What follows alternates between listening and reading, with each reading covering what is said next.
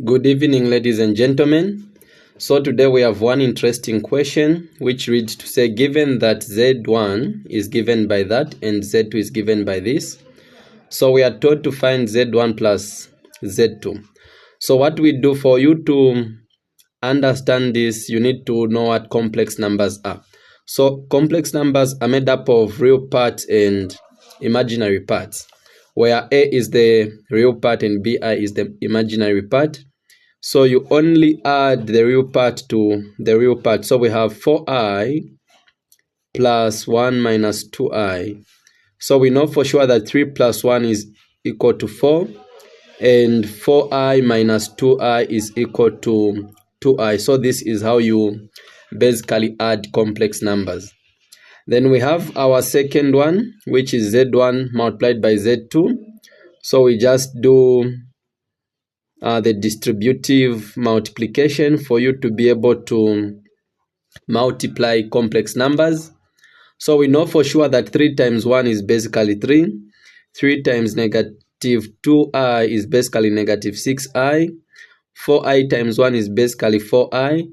And we know for sure that 4 times negative 2 is negative 8, and I times I is simply I squared. So you know for sure that negative 6i plus 4i is basically negative 2i. Then you know that I squared is basically negative 1. So negative 1 times negative 8 gives us positive 8, and positive 8 plus 11 plus 3 basically gives us 11 negative 2i. So this is how basically you multiply complex numbers.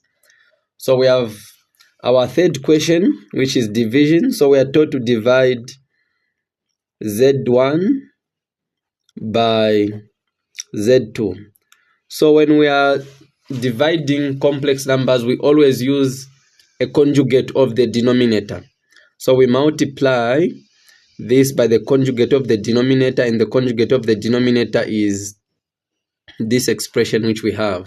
Remember, the conjugate, we will have a plus here because we do not want a complex number down. So 3 times 1 is basically 3. 3 times 2i is basically 6i. 4i times 1 is basically 4i.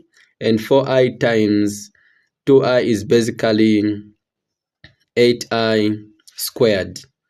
So from here, we will say over 1 times 1 is basically 1. And we just multiply this times that, which we basically get as negative 4i squared. So from here, we know for sure that 6i plus 4i, they can add up to 10i, and this expression is basically negative 8. Then this expression down basically becomes positive 4. Remember, I squared is basically negative 1, and negative 1 times negative 4 basically gives us a positive. We know from our mathematics that 3 minus 8 is basically negative 5. So we have negative 5 plus 10i over 5, where we know for sure that these they can be simplified, and our answer will be negative 1 plus 2i.